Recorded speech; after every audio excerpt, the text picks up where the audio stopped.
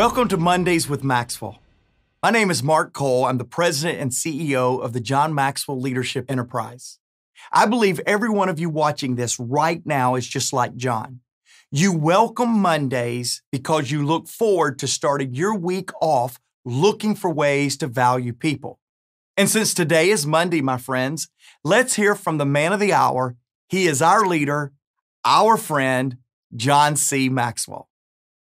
Hey, John Maxwell here. Welcome to Mondays with Maxwell. I'm so glad to be with you again, 12 Eastern Standard Time every Monday. We get about 20 minutes together.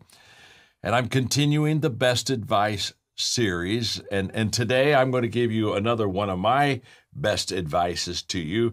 But we've got to hear from Andrew first. And so Andrew gave me this one to pass on to you. My uncle, he said, told me to always go the extra mile. He had a lot of Uber riders mad at him for this, okay? Andrew, as always, your depth amazes me. Your depth amazes me. And my best advice for you is, it's going to serve you better than Andrew's. Trust me on this. Here it is. Preparation and reflection maximize every experience. Now, I call preparation and reflection the bookends of success. Preparation on the front end, reflection on the back end. And I just want you to know that I think that if all things that end well have to start well. So when you hear people talk about the end, I say, no, let's start at the beginning. If we can start well, we have higher odds of ending well.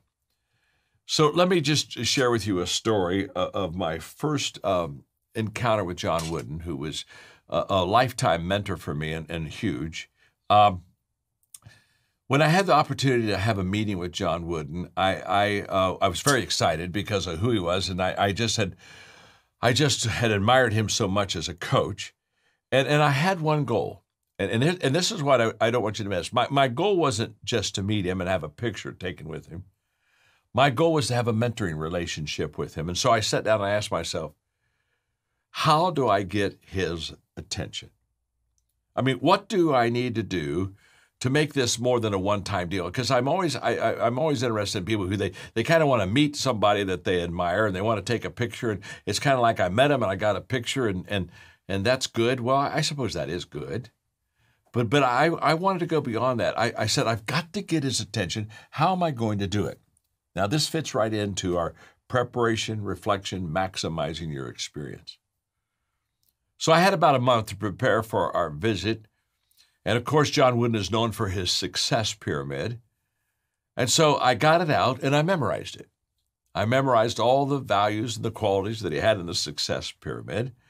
And then I bought all of his books. I think at that time he had 6.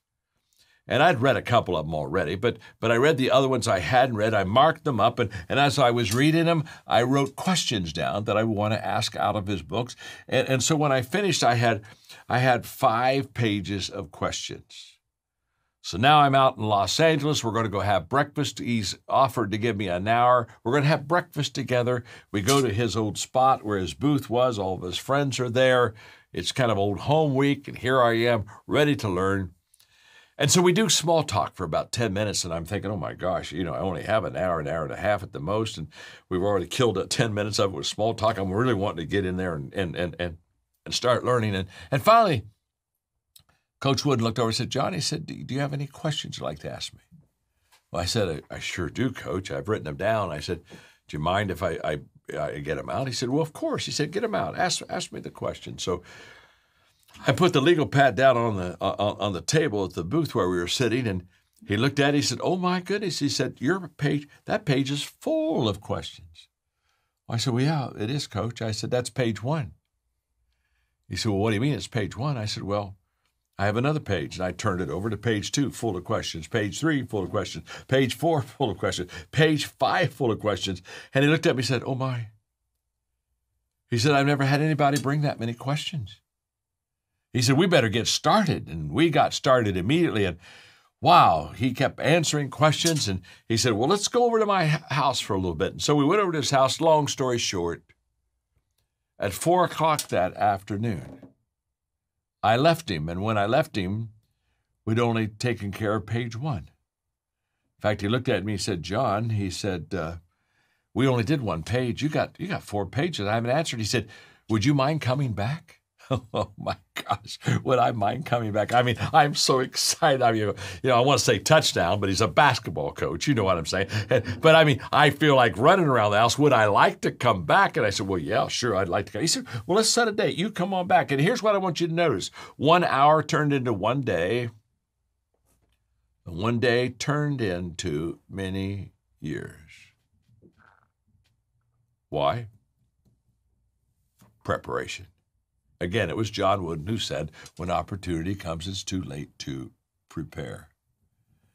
So I'm going to talk to you about preparation. I'm going to talk to you about reflection just in these few minutes that I have. And first of all, I want you to know there are 3 things that when I do preparing that I always concentrate on. Number 1 is I prepare continually.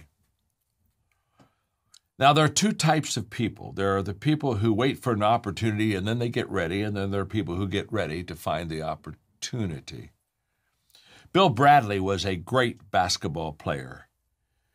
He played in the Ivy League. He played for the New York Knicks. He was an all-star. He also became a senator. I think at one time he even ran for president. And Bill Bradley's father, one time when he was just a young kid learning to play basketball and getting pretty good, he said these words to him. He said, son, when you're not practicing, someone else is. And when you meet that person, he's going to beat you. In other words, his father said, you have to be preparing, practicing continually. It was Joe Frazier, another champion, who said, champions do not become champions in the ring. They merely get recognized in the ring. Their becoming champions happens in their daily routine. I am continually preparing. You've heard me tell about every day. Every day I read. Every day I think. Every day I file. Every day I ask questions. Every day I write. Preparation never stops in my life. So I prepare continually. Secondly, I prepare visually. You see, your expectation determines your preparation. What do you see as a picture of yourself? When I was in the 4th grade, I went to the Mill Street Gym in Circleville, Ohio, and I saw my first varsity basketball game, and I leaned up against the railing in the balcony when they turned all the lights on and they put the spotlight on the huddle, and they introduced each player, the starting lineup for the Circleville Tigers, and as that spotlight would follow them out to the middle of the court, the people stood up and they cheered, and I'm in the 4th grade, and I said to myself, someday that'll be me. I'm going to learn how to play basketball. I went home to my dad, said I want to play basketball. He got me a basketball. We already had a driveway, got me a basketball backboard. He got me a basketball rim, got me a basketball, and I started playing basketball. Now, here's what I want you not to miss. When I say I prepare visually, here's what I want you to catch. Anticipation, the picture of what I can become. Anticipation in my life replaces self-discipline. When people hear the fact that I get up at 5:30 in the morning, they say, and write sometimes 5, sometimes 4:30. They said, John, you must be very self-disciplined. No, I'm just full of anticipation. I can hardly wait to put my robe on, go down to my room, get my 4-color pen, get my Lego pad, and start writing because I anticipate I'm going to put something on that paper that in the near future is going to change and mark somebody's life in a positive way. It's anticipation. So I prepare continually knowing that the opportunity will come and I'll be ready, and I prepare visually. This sets me up. This gives me a picture of what I'm going to one day become. And thirdly, I prepare realistically. Now, that seems kind of like a conflict, doesn't it? I just talked about what could be, and now I'm talking about what is. But I find that they are very compatible. In fact, realism is the foundation that you build your dream on. When you have a dream built on just a hope or a desire, and it has no realistic, solid foundation, you don't have any solid foundation to build on. Let me explain to you what I mean. In my years of leadership and building companies, et cetera, I was going through a very difficult time. And I read one of Jack Welch's book. He was later to become a wonderful friend. But I read one of his books, and in it he had the 6 rules of successful leadership. Now, I learned these 6 rules. I laminated these 6 rules, and to be honest with you, I carried those rules around me for a long time because I needed them, because Jack Welch was bringing a dose of reality to me. And here were his 6 rules of successful leadership. Number 1, control your destiny or someone else will. That's realistic. Number 2, face reality as it is, not as it was and not as you wish it were. That's real. Number 3, be candid with everyone. Ooh, that's realistic. Number 4, don't manage, lead.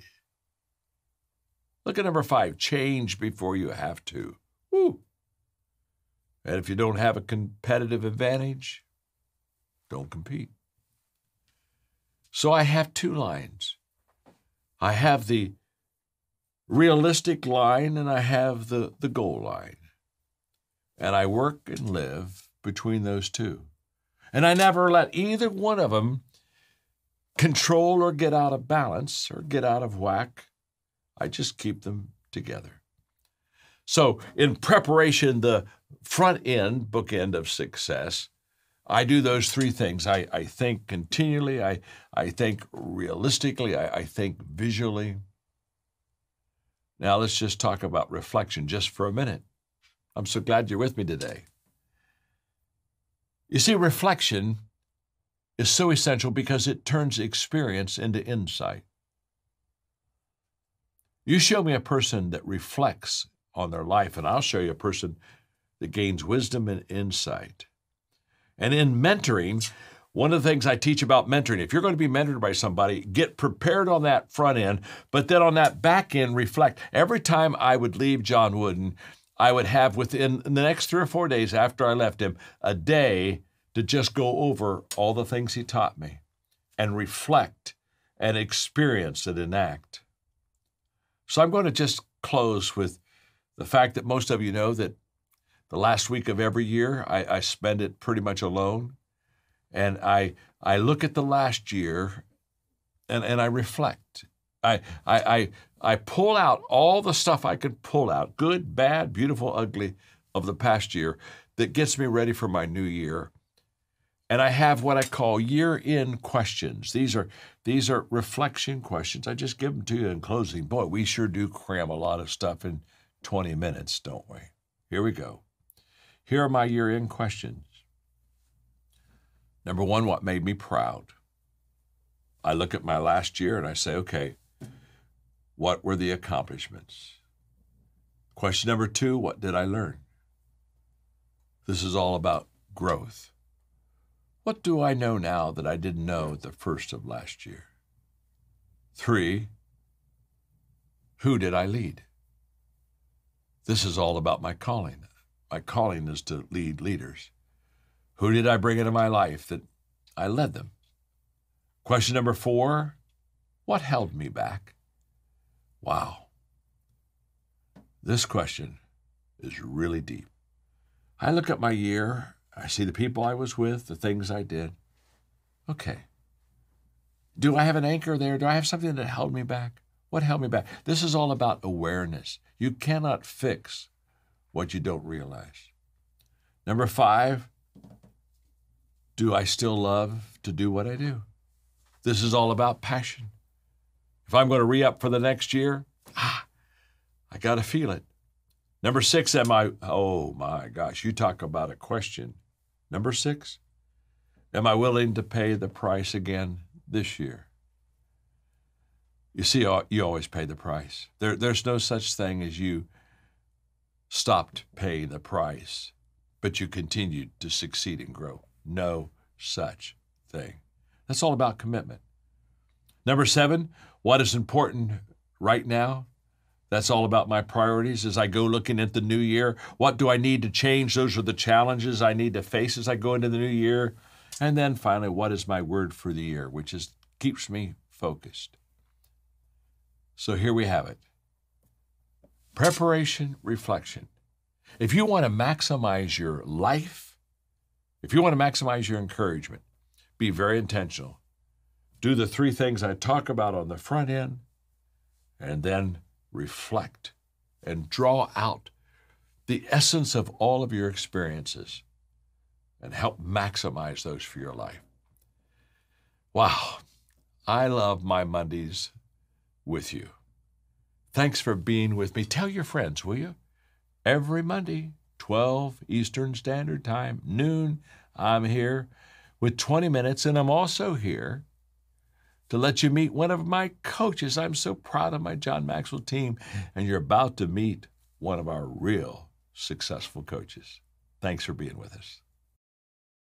Hi, John Maxwell here. I'm with one of our coaches, Jack Kleemeyer from Brownsburg, is it? Indiana? Yes, yeah. Brownsburg.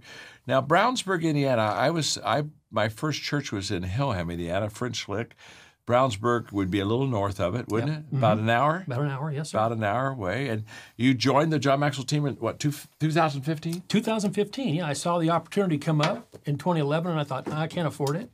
And then you were speaking in Indiana, and I thought, I'll become a John Maxwell coach, and John and I can pal around. I was a little naive, but 6 years later, I get to pal around with you. Here we are. Yeah, goals come true. It's working, Jack. Well, I'm so glad that you're here with us. Tell me before you were a John Maxwell team coach, what were you doing, and what caused you to say, I think I want to become part of the team? Well, I had a coaching business before, coaching and training business, and it didn't have a lot of direction to it. And I took whatever gigs I could get and whatever opportunities that came along. And I found out later that I was bigger on the outside than I was on the inside. Oh, my. And so the John Maxwell team helped me get bigger on the inside. And it's still a process. So you were already coaching. I was, yeah. And speaking, I can tell. You were a speaker, coach, and doing well. And so you heard me speak, and you said, okay, I want to join the John Maxwell team so I can pal around with John in that whole process. Yeah. Okay, so you joined, and you've been part of the team now for 6 years. Yes, sir. Okay, talk to us. What's it done for you? Well, it first given me direction. It's given me some founding principles. It's given me, as one of the coaches said a while back, they said, content, so that's always a plus. But just to learn how to grow on the inside more than on the outside. And then to realize that everything worthwhile is uphill, and I always chagrined the uphill part. Yeah. Right? And then I remember on a call when Intentional Living came out, and you said that phrase, and I was at a ball game for my son and just was floored. I'm like, oh my gosh. Yeah. I've been cussing the uphill. Yeah. Right? I've been fighting it. Yeah. And so now I look forward to the uphill. I look forward to it. I love that. You know what, Jack, you're teaching us right there is the fact that mindset really does matter. Oh, it's huge. Yeah. I mean, it. And here you were, the very thing that was going to be the source of blessing to you, the uphill, you were cursing and saying, oh my gosh, I don't want to do it, until the day you realized that was the way to be successful. I think so many people, they try to take shortcuts and they don't realize that that they're in the game for the long run. So now you're a coach, and now you're still speaking, I assume. I am, yes, sir. And things are opening back up, and I'm getting out on the road a little bit, which is great. And it's good to be in front of audiences again. I mean, I've been in front of a Zoom thing, but there's not really an audience there. You're just talking to a camera. We've all been Zooming. Right. And we're all zoomed out, aren't we, huh? I got Zoom bud, I think, the whole time waiting. Just, Well, I think we all did. Well, I'm glad you're part of the team. I'm glad to be a part of the team. And as I'm thinking about Jack and his experience, I'm thinking about you for a moment, and I'm just saying that I think what happens when you join the John Maxwell team is we just take who you are and we just help you to become a better you. And we take what you do and we help you to become able to do it even in a better way. We give you direction, we give you connections, and we come alongside of you. And Jack, one of the best things I ever did was not only start the John Maxwell team, but give people the name. Because you people like you are out there spreading great values, and you're going places I could have never gone, and you're doing things for me that I would have never been able to accomplish. And so, I want to thank you for adding value to me and expanding my. You're one of the legs to my legacy. I want to thank you very much. What do you got there? Well, this just says Mondays with Maxwell because it's about marketing. And I'm on the marketing faculty for the GMT marketing system. And so we got to have a little bit of marketing in this conversation. Yeah, so it's just, we just put that baby right there. Okay, how's all that? right. Okay. Now I can't even read my notes, but that's all right. Mondays with Maxwell. Hey, thank you, Jack. And Thank you, John. hey, why not today call us and let us start you on this journey of becoming a John Maxwell team member? You'll be glad you did, and I'll tell you what, I'll be glad too, because I need you. We're doing some great things. I just need some more great people just like you. I hope you've enjoyed today's Monday with Maxwell lessons. What's some good advice or some unadvice you've received? Let us know in the comments. And what can we say about our John Maxwell team members? Every day, they look for ways to lead in and live out Maxwell leadership principles and philosophies. We're so grateful for the John Maxwell team. Each week, we'll feature a member or mentor from our team who will share their story and their journey with you. Why? Because we want you to see the real stories of difference makers, of value multipliers, and of possibilists. If you want to learn how you too can join John's team of difference makers, go to mondayswithmaxwell.com. Let me say that again. It's Mondays, plural, mondayswithmaxwell.com. Let us know how you saw Mondays with Maxwell and how you want to make a difference. Thank you again for watching today. We'll see you next week for another episode of Mondays with Maxwell.